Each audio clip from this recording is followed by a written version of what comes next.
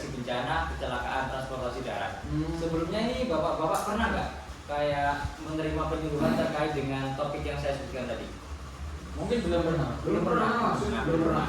Nah, ini saya akan menjelaskan bagaimana sih pencegahan, terus kemudian saat bencananya terjadi ini gimana penanganannya, kemudian solusinya bagaimana. Nah, yang pertama ini tahapan prabencana. Di sini prabencana ini bapak-bapak tahu nggak apa itu prabencana? Nggak tahu mas. Nggak tahu. Apa itu ya? Prabencana ini berarti sebelum. Nah, itu benar bapak ini. Sebelum bencana terjadi atau sebelum bencana terjadi. Kan sering ya kayak kita ini menggunakan transportasi darat, kayak misalnya sepeda, mobil, motor dan lain-lain sebagainya. Nah, tiap hari. Nah, di sini adalah prabencana adalah upaya untuk mengurangi risiko atau meningkatkan kesiapsiagaan dan mencegah atau meminimalkan dampak dari bencana yang terjadi. Kemudian apa saja sih kayak pencegahan dan kesiapsiagaan yang harus kita siapkan? Yang pertama ini adalah misalnya kita punya kendaraan nih, mobil atau motor, kita cek misalnya remnya itu berfungsi atau tidak. Jadi sebelum jalan itu kita coba ya jalan sedikit, kemudian coba direm, kemudian periksa bannya apakah ada yang bocor atau mungkin yang perlu diganti, misalnya bannya itu kotak. Kan kalau misalnya hujan kan ban kotak itu licin ya di jalan itu. Ya. Misalnya mungkin bapak-bapak yang suka ban SK itu kan licin itu. Kalau bisa pelan-pelan aja.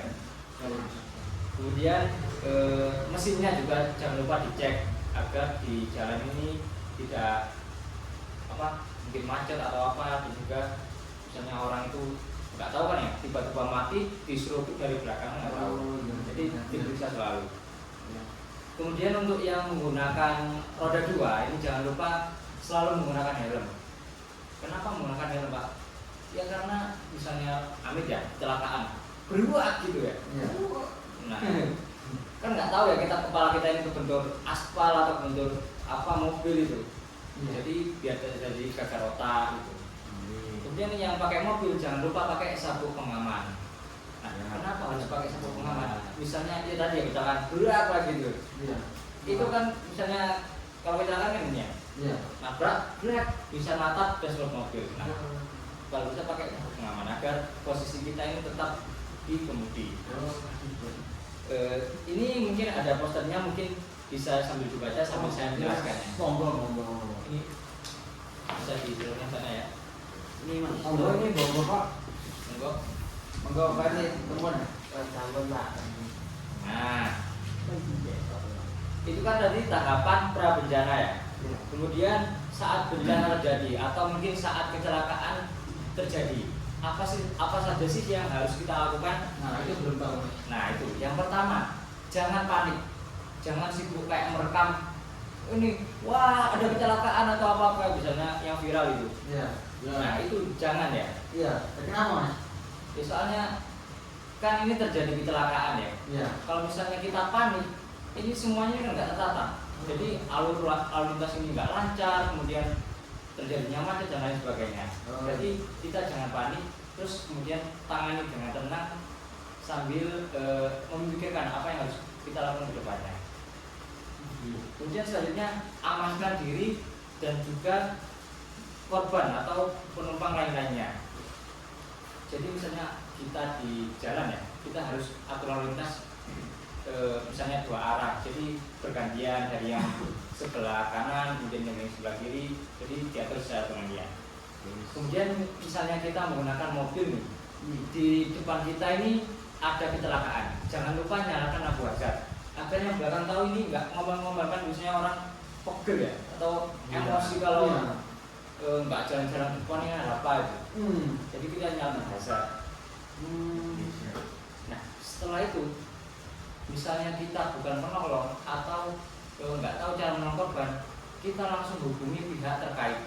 Misalnya kita hubungi rumah sakit atau ambulan atau puskesmas terdekat. Jadi kita hubungi. Sudah tahu belum nomornya untuk kesehatan ini apa? Maksudnya PSC-nya itu. Belum. Untuk kesehatan ini 119. Pak. 119 berapa? 119. Apa dia itu? Boleh gitu. Jangan dulu dah Pak. Kemudian untuk polisi ini 1110. 1110. Ada dua. Jadi kalau kesehatan itu 119 ya Pak? Iya. Kalau polisi 110. Iya. Kemudian misalnya kita nggak punya kemampuan untuk menolong, ini jangan coba menolong korban. Takutnya, nah itu takutnya misalnya korban ini patah tulang ya, Iya. kita tiba-tiba angkat. Nah, Nah takutnya ini pendarahannya ini nggak tahu kan pendarahan di dalam ya, itu semakin parah, hingga menyebabkan korban meninggal. Kemudian selanjutnya misalnya kita punya kemampuan nih, kita seorang mahasiswa keperawatan misalnya punya kemampuan untuk menolong korban, nggak apa-apa kita lakukan pertolongan pertama untuk mengurangi risiko terjadinya kejadian yang lebih parah atau bahkan mungkin kematian. Nah, berdasarkan statistik di Indonesia ini sebanyak 76% dari korban ini adalah remaja sekolah menengah atas. Jadi seringkali ya biasa anak remaja terus itu ngumpet-ngumpetan, misalnya bapak ini punya anak yang sekolah saat SMA ini biasa kan namanya anak muda sering ngumpet-ngumpet, itu kalau bisa diingatkan jangan ngumpet-ngumpet. Nah, gimana sih solusi yang tepat untuk mengurangi atau mencegah terjadinya bencana tersebut?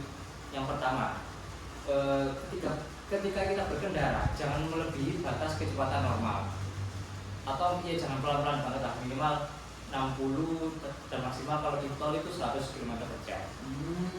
Kemudian kita nggak boleh bermain HP ya, misalnya ya kan sering kita temui ya di masyarakat Indonesia ini nyetir sambil handphone gitu. Atau mungkin kalau gear nggak apa ya sambil lihat map ya, kalau orang biasa jangan. kenapa? Iya, takut ada kecelakaan. Kemudian menyalakan lampu sen saat belok. Nah, biasanya kan kita temui ya emak-emak itu. Nah, jadi itu juga Pak. Bapak juga. Enggak. biasanya saya gitu Pak. Biasanya Iya, lupa ya.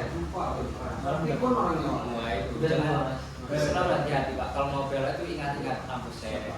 Misalnya kita seringkali emak-emak itu kalau belok itu tiba-tiba belok kan, sen kiri belok kanan, sen kanan belok kiri. Kalau sen juga belok ke atas. Nah, kalau bisa kita misalnya kan nggak tahu ya, mama ini mau belok kanan atau kiri. Jadi 50 meter atau 100 meter ke depan ini kita lihat, maksudnya kita kurangi kecepatan, jangan coba salib. Nanti kita itu sen kiri belok kanan nggak tahu. Iya.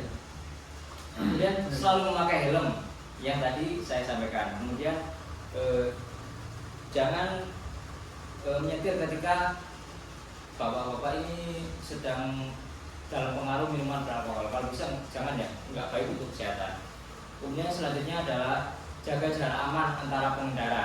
Jadi misalnya mobil itu jarak amannya berapa, 10 sampai 15 meter.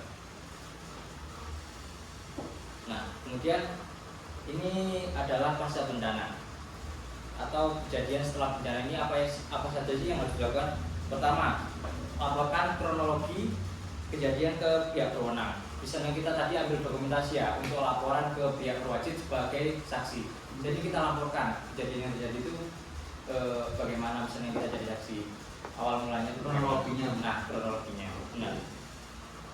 Kemudian dapatkan pertolongan medis lanjutan untuk korban.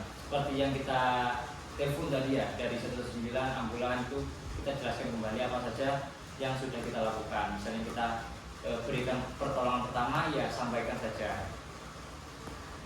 Kemudian evaluasi penyebab kecelakaan untuk pencegahan di masa depan. Nah, misalnya tadi kecelakaan ya karena mungkin rem blong, jadi kita periksa rem kendaraan kita agar tidak terjadinya bencana tersebut. Kemudian misalnya apa ya, kebut-kebutan, jadi kita kurang kecepatan, jadi jangan sampai ngawur gitu nyetirnya. Ya, Setelah apa yang saya sampaikan, Bapak-bapak sudah mengerti nggak dari yang saya sampaikan tadi? Ya, Sudah mengerti. Jadi sudah mengerti ya bagaimana cara pencegahan, kemudian persiapannya apa saja, dan pasca. Kalau misalnya ada kecelakaan, telepon siapa? telepon ambulan. Ambulan berapa nomor? 119. Kalau untuk polisi? 110.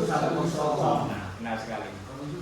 Baik, saya rasa ini bapak-bapak sudah paham ya apa saja yang harus dilakukan. Saya rasa cukup Pak. Semoga kita kedepannya selalu diberi keselamatan, kendara itu. Nah, saya kurang lebihnya dari saya mohon maaf. Saya akhiri. Wassalamualaikum warahmatullahi wabarakatuh. Waalaikumsalam.